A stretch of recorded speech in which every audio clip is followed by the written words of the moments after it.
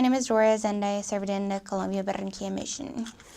One of the things that I was really worried about when I got my mission call was that I wasn't worthy enough, or I wouldn't be able to find people to teach. But one thing I was pretty sure is that I was just an instrument in God's hands.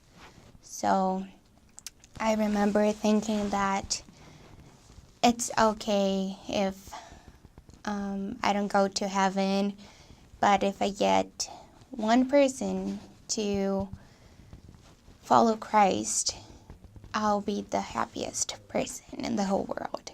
So this desire of having or bringing a person to follow Jesus Christ was what made me go on a mission. And I remember that when I got at the MTC, it was just different. And then I was like, oh my gosh, I'll have to be in this building for 6 weeks and I cannot leave it. I was freaking out a little. Then I had a talk with my with my MTC president and his wife, and they were just so involved with love, and they were just so nice.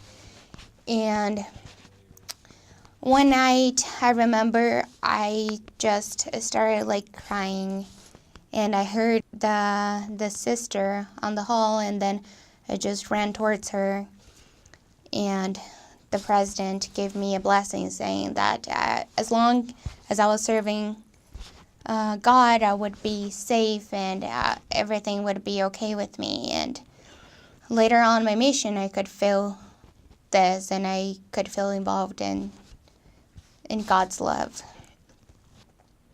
So one advice that I would give to missionaries in this mission is that everyone they're really, really friendly, and they're really nice people.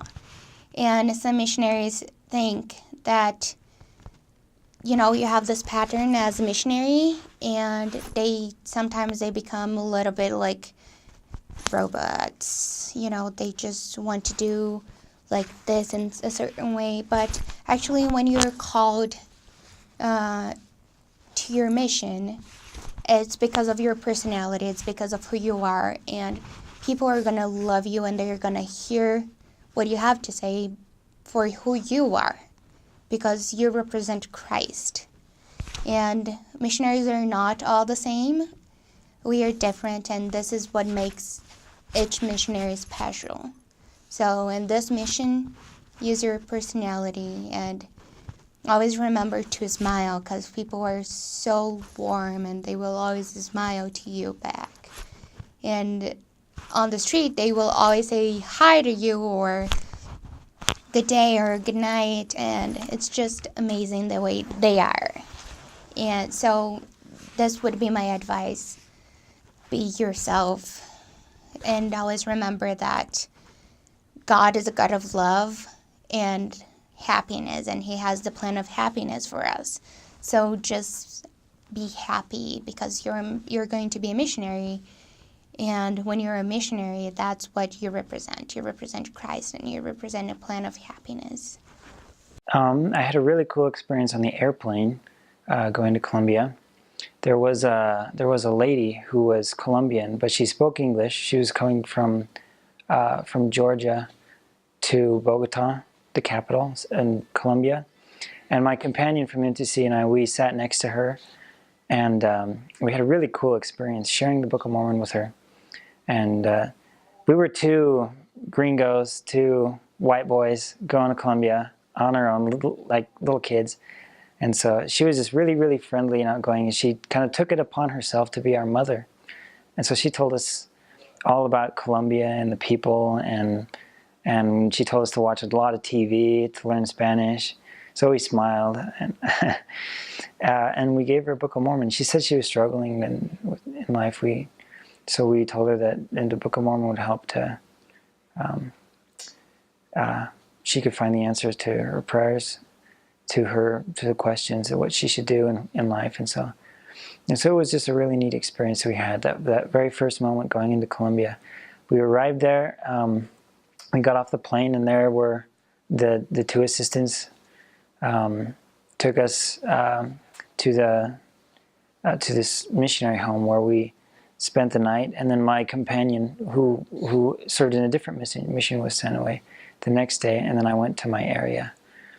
But Colombia was beautiful. I just remember that that it was so green and so beautiful. We went to that mission office, and it's just a beautiful spot up there in the city with the red buildings and the green mountains.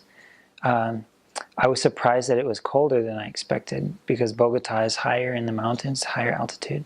So it isn't as hot as I thought it would be. It wasn't as jungly, but it was still very beautiful, breathtaking.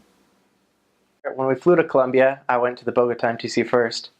So a little bit about getting there. Kind of interesting. We got there and we had to go through customs. So that was a little bit different, because they kind of they ask you the stuff in Spanish, and none of us really knew Spanish. But somehow we got through it. And then we kind of left the airport. We didn't leave the airport. We were just waiting out front. Didn't really know. Someone was supposed to pick us up. And then this guy comes up to us. He's like, "Hey," and he starts talking to us. I didn't understand a word that he said. But one of the missionaries luckily understood something, and he's like, "Oh yeah, he told us to go to Portal 2 and wait for a white van." So that's what we did. We went to Portal 2 and waited for a white van. Then he pulled up, and we all got in the van and took us to the Bogota MTC. So worked out good. It was definitely kind of interesting, getting there into a new country, kind of a different world if you've never been outside the United States, and obviously a new language. You don't really understand anything. You're just kind of going with it. And then, after 3 weeks in the Bogota MTC, we flew to Cali. It's only a half an hour flight from Bogota to Cali. So not bad. It's a 12-hour drive, though, because just the roadways and stuff, and with all the mountains, it's not good roadways, but it's just the flight's really short. So we got there. I remember meeting my mission president. He's actually from St. George. The name was President Prince. So he's a great guy. So we met him, and they took us to kind of the mission office. Kind of took a little nap there, because our flights were at 4 a.m. and stuff. So that was good. We kind of took a little nap in the mission office and had some pizza and stuff. And then we went and met our companions. The way that they did it in my mission then, all of us were trained by Latins. There wasn't any Americans training Americans. Our mission president usually did it like that. Plus, there's a lot more Latin missionaries in the mission than there are Americans. So I know some, even South American countries, there's more Americans, but in Colombia there's more Latins than Americans. So most of the time you'll only be with Latin companions for your whole mission, especially your trainer. So my trainer and I, we got assigned to kind of a new area. It was an area that he hadn't been to before either.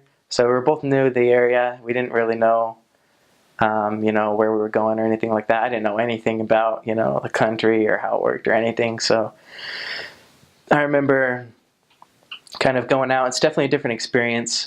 Just even walking in the streets, at least for, someone I grew up in Idaho and not really been out of the United States. And so even just walking on the streets all day, that's what everyone does in Colombia and a lot of, other parts of the world. They just walk everywhere. And just the way that the houses are set up, I'm sure you can Google it or whatever, and other people that have, served missions in other Latin American countries, just the way things are, the streets are different. Obviously, my first area wasn't unless you're in a rich area, then it's kind of closer to what you would feel like here, but my first area wasn't, none of my areas really were rich areas, so definitely a different experience. Living in the apartment that we lived in was definitely a different experience. Obviously you don't have the same kind of living conditions that maybe you're used to your whole life. So that can be an adjustment. There's, kind of a lot of bugs and stuff. There's always ants crawling all over your apartment. We had mice in our apartment the first time and stuff. So, you just got to embrace it, I'd say. I was pretty bad about not liking bugs and mice and stuff, and I wasn't, someone that was super like okay with that before my mission, but you get used to it. I mean, it's what you do on the mission. I would say just listen to your companion, especially, if you have, I mean, whether it's an American or Latin companion, it doesn't really matter. They've been there in the mission for a while, so definitely just listen to them and kind of follow their lead. And I mean, it can be a little bit tough, living in a different place, but that's all part of the experience. And yeah, I say just embrace it because it's a good time, good experience. So.